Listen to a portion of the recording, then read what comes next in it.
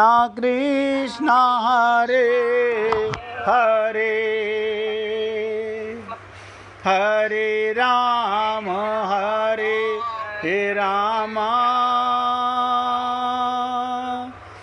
राम राम हरे हरे हरे कृष्ण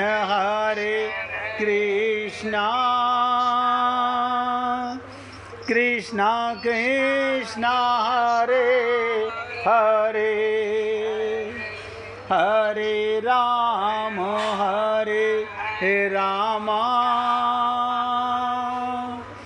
राम राम हरे हरे हरे कृष्ण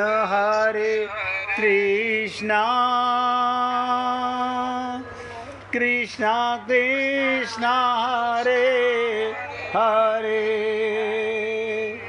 हरे राम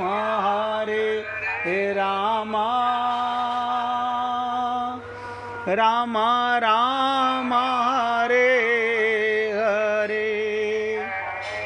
सभी पुण्यात्मा वैराग्य को जानते हो कि वैराग्य माने क्या।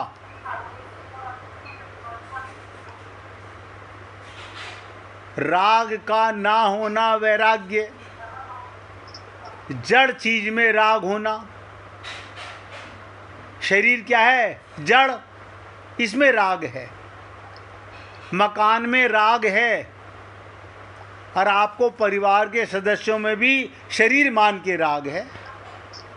क्योंकि जब अपने को ज्ञान नहीं है आत्मा का, तो उन्हें कैसे ज्ञान होगा?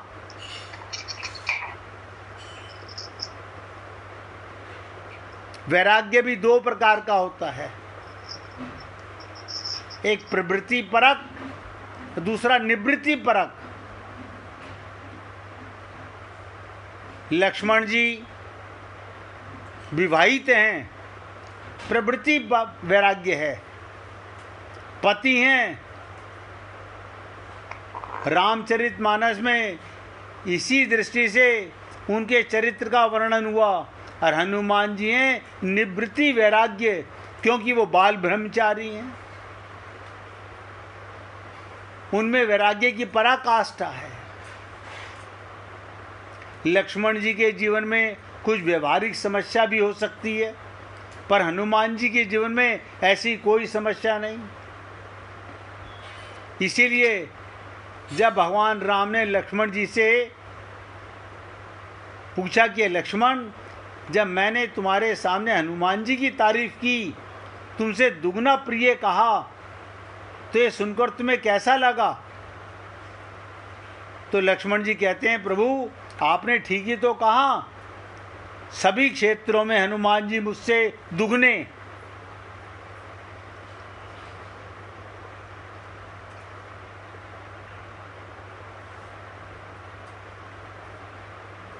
लक्ष्मण, सीता कहीं भी हो, यदि वो जीवित हो तो काल को भी जीतकर पल भर में मैं उन्हें ले आऊं।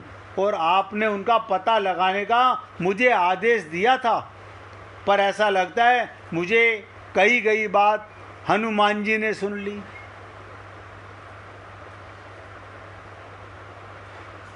और वे कार्य उन्होंने कर दिखाया। ये देह का अभिमान त्यागना होगा अगर सीता की खोज करनी है, अपने हृदय को राम राज्य बनाना है। उनके जो भगवान राम ने कहा कि हनुमान, लक्ष्मण मुझे तुमसे ज़्यादा दुगने प्रिय हैं, तो कहते हैं दुगनेपन का सबसे बड़ा प्रमाण तब मिलता है जब लिए दऊ जन पीठ बैठाई। मुझे शेष के रूप में बताइए। लक्ष्मण जी कौन है? शेषनाग। शेषनाग का क्या मतलब? संसार का भार तो उठाना पड़ता है, आपको पता नहीं? इस सारी सृष्टि का भार शेषनाग के ऊपर है, पर जो आपको और मुझे दोनों को उठा ले, उसे यदि आपने दुगना कह दिया तो ये तो न्याय संगत है। देखो मेरे को भी कंधे पे बैठाया और आपको भी बैठाया। इसका अभिप्राय लक्ष्मण जी तो केवल प्रभु के आदेश का भार उठाते हैं, पर हनुमान जी भक्त और भगवान दोनों का। लक्ष्मण जी भगवान को छोड़कर कहीं जा नहीं सकते, उन्हें तो सतत राम की सुरक्षा के लिए सानिध्य में रहना है।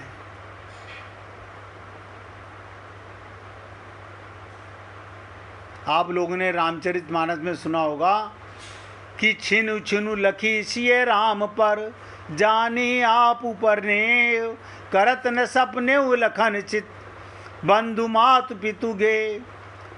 तब लंका कौन जाएगा, कौन सीता जी का पता लगाएगा? अंत में हनुमान जी पर इसका भार आता है। और मैंने कहा सीता का पता कौन लगाएगा? जिसका देह का अभिमान। बस आप देह नहीं हैं, आपको आत्मज्ञान हो जाएगा। अगर आप अपने को शरीर मानते रहोगे तो मोह रूपी राक्षस, मद रूपी राक्षस, लोभ रूपी राक्षस सीता को कब्जा करे बैठा रहेगा। हमारा हृदय राम राज्य कभी नहीं बनेगा। जब ये प्रश्न आया सारे बंदरों में कि कौन भवसागर पार जाए, 100 योजन का समुद्र,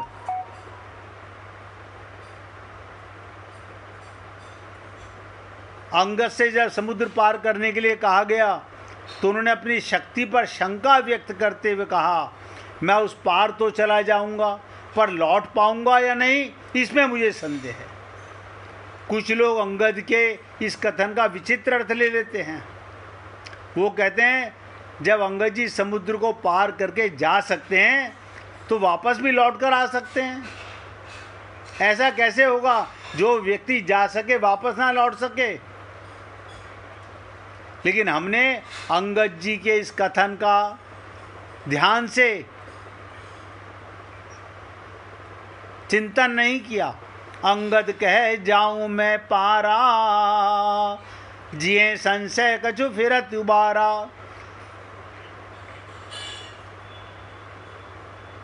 लोग दूसरा अर्थ ले लेते हैं। उनके अनुसार अंगद कहते हैं मैं पार चला चाहूँगा। यदि आप लोगों के मन में भी संशय हो, जिए संशय कछु, देखो कितना कहा उसने। अंगद जी कह रहे हैं जिए संशय कछु, कि मैं जा तो सकूंगा या नहीं, तो मैं फिर तिबारा यानी 3 बार आकर जा सकता हूं। क्या कहा? 3 बार आके जा सकता हूं, इतना सामर्थ्य है मुझ में। पर ऐसा अर्थ शाब्दिक खींचतान के सिवा और कुछ नहीं। अंगद जी को लौट आने में जो संशय है उसके उचित कारण क्या है वो ध्यान से सुनो। आज तक आप लोगों ने यही सुना होगा कि अंगद जी कह रहे हैं मैं चला तो जाऊंगा, वापस आने में संशय है। और अंगद जी ने कहा ये मैं 3 बार जाके आ सकता हूं। फिर संशय क्या था? उन्हें केवल सागर पार करके लंका में जाना भर नहीं है, वहां उस स्वर्णमयी सोने की लंका, सौंदर्यमयी शक्तिमयी लंका में राक्षसों के बीच जाकर सीता का पता लगाना है। उसका संशय है कि मैं सीता जी का पता लगा पाऊंगा या नहीं लगा पाऊंगा। राम का संदेश उन्हें सुनाकर उनका संदेश लाना ये सबसे बड़ा संशय है। समुद्र को पार करना अंगद जी कठिन नहीं मानते, पर प्रकृतिमयी लंका में जाकर यहाँ से वापस लौटने में उन्हें संशय लगता है कि वहाँ सीता को कैसे खोजूंगा मैं। राक्षसों की नगरी में, स्वर्णमयी नगरी में, सौंदर्यमयी नगरी में, माया की नगरी में। अंगद त्याग के प्रतीक हैं, जैसे हनुमान जी वैराग्य के प्रतीक हैं, अंगद जी त्याग के प्रतीक हैं। हनुमान जी वैराग्य के और अंगद जी त्याग का। अंगद युवराज हैं, फिर भी उनके अंतःकरण में राज्य की अभिलाषा नहीं है। सोचिए, युवराज होने के बाद भी अभिलाषा नहीं है। जब भगवान राम ने उनका राज्याभिषेक हुआ प्रभु राम का, सब बंदरों को विदा करते हुए तो अंगद जी से भी घर लौटने के लिए कहा, पर अंगद भगवान श्री राम के चरणों में नतमस्तक होकर बड़े विनम्र भाव से प्रार्थना करते हैं, प्रभु मुझे आप अपने चरणों में ही रहने दीजिए, अब जनिनाथ कहू ग्रह जाही। यह अंगद जी के चरित्र का त्याग पक्ष दिखाई देता है। उन्हें राज्य का मोह नहीं है, युवराज हैं। जब वो कहते हैं कि मैं समुद्र को पार तो कर लूँगा, तो इसका तात्पर्य है कि देहाभिमान के समुद्र को पार करना उतना कठिन नहीं है। ध्यान से सुनो, त्यागी देहाभिमानी को पार कर लेता है। अंगद को इस त्याग प्रवृत्ति की, देहाभिमान को पार करके क्षमता की परीक्षा तब होती जब उन्हें भगवान राम अपना राजदूत बनाकर रावण की सभा में भेजते हैं। गए थे कि नहीं गए थे, आप सोचिएगा। अंगद को राजदूत बना के भेजा भगवान ने। कभी हमने सोचा कि जिसके पिता का वध कर दिया भगवान ने, बाली को मार दिया, और उसके पुत्र को अंगद को भेज रहे हैं राजदूत बना करके। ये रामायण की और भगवान राम की अलौकिक राजनीति है। वास्तव में राजदूत बनाकर उसे भेजा जाता है जिस पर अपना पूरा विश्वास हो। समग्र वानर में यदि किसी पर अविश्वास किया जा सकता था तो अंगद थे कि उनके पिताजी का वध किया है भगवान ने।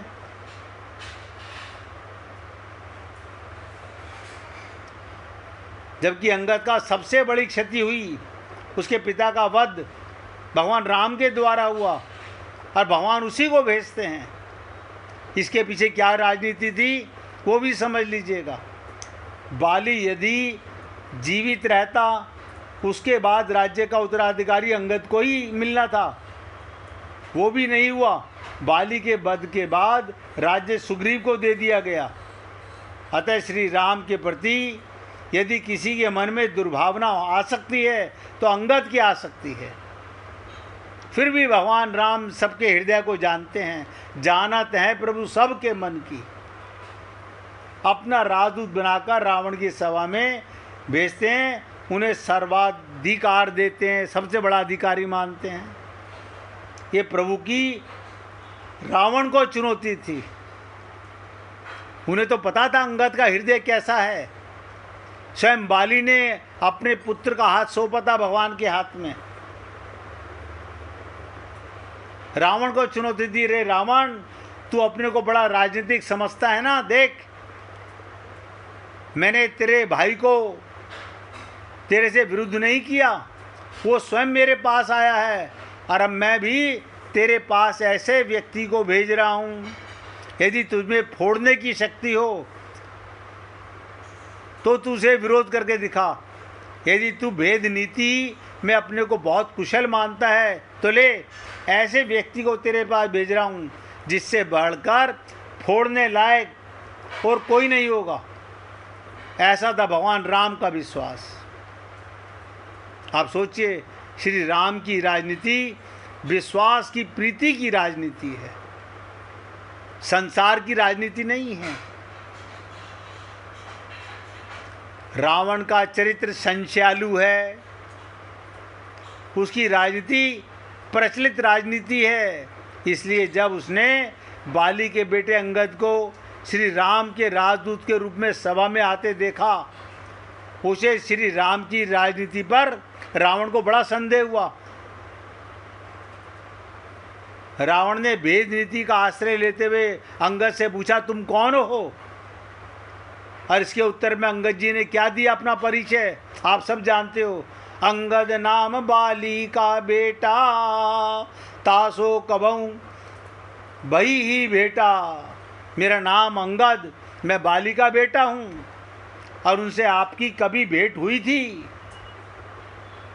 रावण अंगद के व्यंग को समझ लेता है और वो भी व्यंग करते हुए कहता है, अब कहूँ कुशल बाली कहें ही, जबकि रावण को पता था कि बाली मारा जा चुका है, फिर भी पूछता है।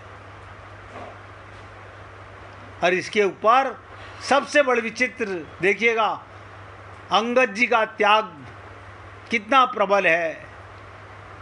किसे राजदूत बनाया जा सकता है?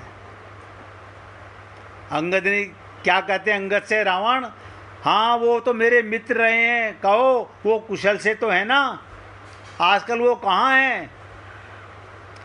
अब आप सोचिए, क्या रावण को पता नहीं था? सब पता था।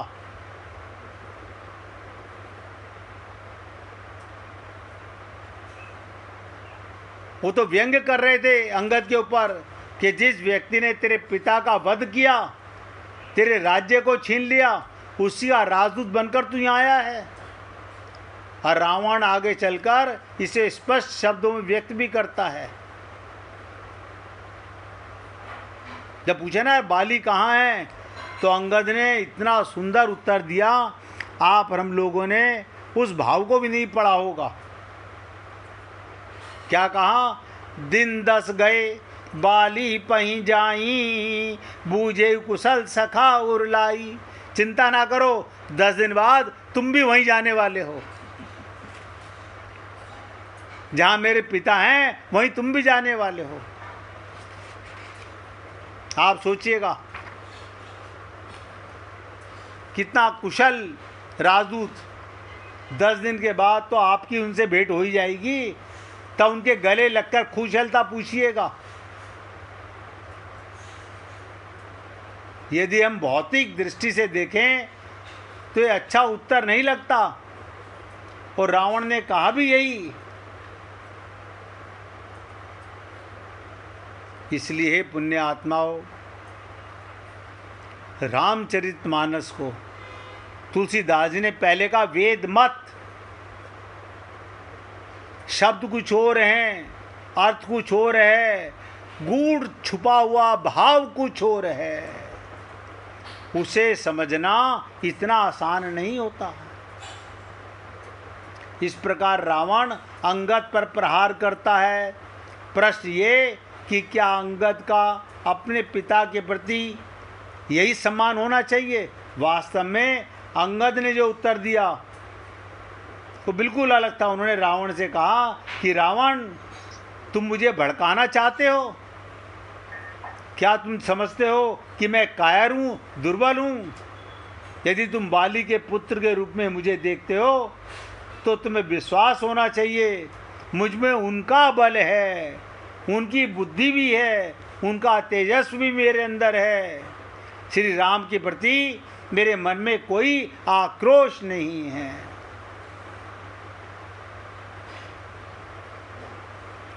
ऐसा राजदूत होना चाहिए। भगवान राम ने रावण को यहाँ पर भी नीचा दिखाया कि देख, मैं उसको राजदूत बना के भेज रहा हूँ जिसको तू चाहेगा अपनी तरफ मिलाना। और क्या कहा अंगद जी ने? सुन सुठ भेद होई मन ताके, श्री रघुबीर हृदय नहीं जाके। मैं उन्हें अपना अंतरात्मा के रूप में अनुभव करता हूँ। बताइए, मैं राम को अंतरात्मा के रूप में अनुभव करता हूँ। अब आप सोचिएगा, आप और हम लोग आत्मा का पता नहीं तो अंतरात्मा का क्या पता चलेगा? हम तो मंदिर में जाके दर्शन कर लेते हैं बस। जैसे मैं शरीर की मूर्ति, ऐसे मूर्ति के भगवान। मूर्ति से मूर्ति का दर्शन हो रहा है। आत्मा का ज्ञान होता तो मूर्ति भी परमात्मा नजर आती, हंसती नजर आती, बात करती नजर आती। ये भाव भंगिमा की बातें हैं, बहुत गहराई से समझ में आती हैं ये चीजें। और अंगद जी कहते हैं, मैं उन्हें अपनी अंतरात्मा मान के रूप में अनुभव करता हूँ। यदि मैंने अंतर्यामी प्रभु के रूप में ना पहचाना होता और एक व्यक्ति के रूप में उन्हें देखा होता तो तुम्हारी इन भड़काऊ आवश्यकता की जरूरत नहीं थी, तब तो मैं पिता की मृत्यु के बाद स्वयं उन्हें चुनौती देता।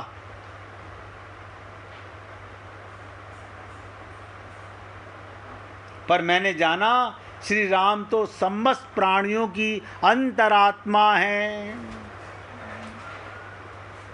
सबकी आत्मा है। मेरे पिता का भी और मेरे भी वही आत्मा है, वे साक्षात ब्रह्म हैं।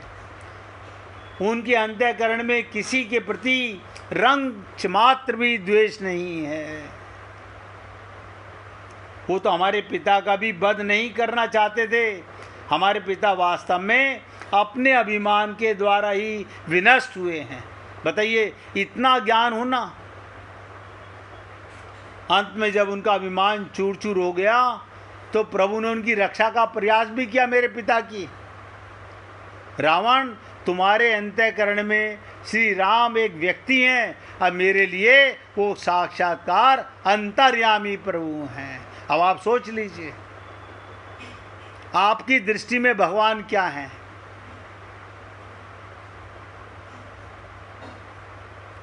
हमारे को अभी भी देह का अभिमान है, जबकि सबको सब जानते हैं ये देह मरण धर्मा है, ये ना था ना है ना रहेगा, लेकिन फिर भी इसका भ्रम है। 1 मिनट भगवान का कीर्तन करो, फिर आज के सत्संग का और पक्का प्रमाण आपको देने का प्रयत्न करेंगे। श्रीमन नारायण नारायण ना